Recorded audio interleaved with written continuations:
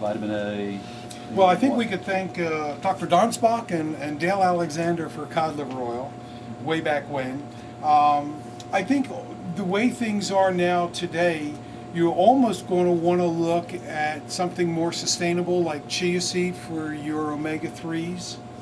That is going to be the up and coming thing, because what's happening that you never hear about is that when it comes to the fish oils and the fish liver oils, we've gone through all the adults in the ocean. We're now harvesting the teenagers. By 2050, there's fears and concerns that the oceans will be pretty much lifeless. Right now, we have dead zones developing around the planet. Right outside of New Orleans, goes out 400 miles. Because of all the fertilizers and everything, and the algae grows, it sucks up all the oxygen, kills everything. So we have dead zones. So for the oils that you want for your body, think chia. The beautiful thing about chia seed is, one, it's sustainable. Two, they have, chia is relatively new. You're going to be hearing more and more about it. It's going to be superseding flax. Spell it. CIA or AI? IA. Thank you. See, that's my dyslexia. I cannot spell. Thank God for word check. Pardon? It's like that plant that's on TV. Yeah, Exactly. you just can't chew on the critter. It just, you don't get the oils.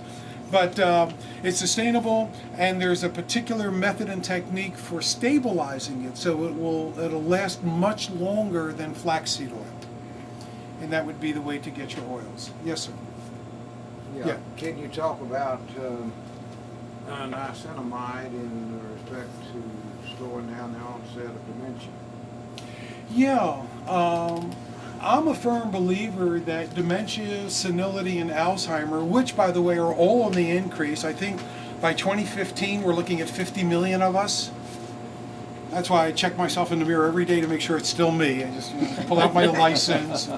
So here's the deal. I believe that what the real problem is malnutrition.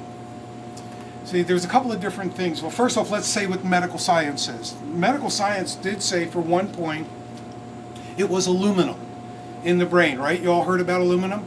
I'm willing to bet that everybody here grew up eating and drinking out of aluminum.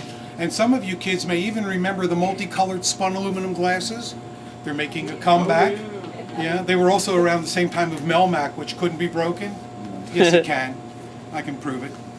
So all of us came up with aluminum. The next thing they talk about are prions or protein plaque in the brain.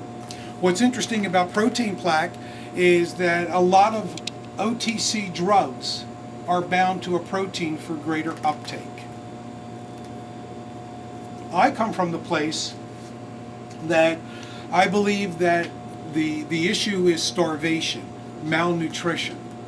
25% of all of the oxygen that you bring into your body relegates to your brain. Okay? Simple process, no big deal. However, what has been our number one killer for the last decade or two? Heart disease. These are clogged. You don't get enough blood to the blood-brain barrier. You do not have enough oxygen. You do not have enough neurotransmitters. You do not have enough precursors to neurotransmitters. So niacinamide is fine and dandy because it'll open up. They're vasodilators. Niacin is better, but that red look and the heat, a little too much. But you want the vasodilator. You also want to look at the lipotropics I mentioned because you want to clean these out.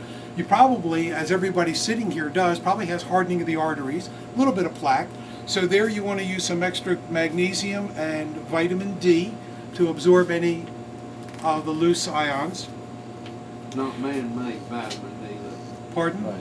Don't use the man-made vitamin D. Well, I'm going RA. to tell you something about vitamin D and what's really interesting about that in a second. And the other thing is you want to make sure you have some ginkgo or club moss or gotu kola, your oxygen carriers. Okay? And that will help with that. The niacin is also better than niacinamide because niacin will also work to emulsify cholesterol. Okay? I saw you had your hand up, and then I want to go into the vitamin D thing. B6, B12, and folic acid. That's for homocysteine levels. That's where you're, they call it the Inflammation. Well, I don't know that the inflammation is another issue. The homocysteine levels, and what's really interesting about elevated homocysteine levels is that the methionine, which is not being broken down properly, which is why you need the folate, the B12. It's interesting because we're a society that is programmed to consume protein breakfast, lunch, and dinner. The worst thing in the world you can do. You know, I tell people that I probably eat, I'll say 200 grams of protein a week. Most people will eat that in a day or two. And in fact, we have a friend that's Mr. Arkansas 4 times. And Todd eats 250 grams of protein a day. Of course, his arms are the size of my head, but you know, it's crazy. Because what was discovered back in late 40s, early 50s, was that excess protein and mutated proteins were the cause of cancer. So for the inflammation that comes about, and so the reason I brought up the protein is because methionine is a component there. Proteolytic enzymes, if you have inflammation of the arterial system, cardiovascular system, if you have inflammation anywhere in your body, you want to take a look at proteolytic enzymes. And you just want to make sure they're enteric coated.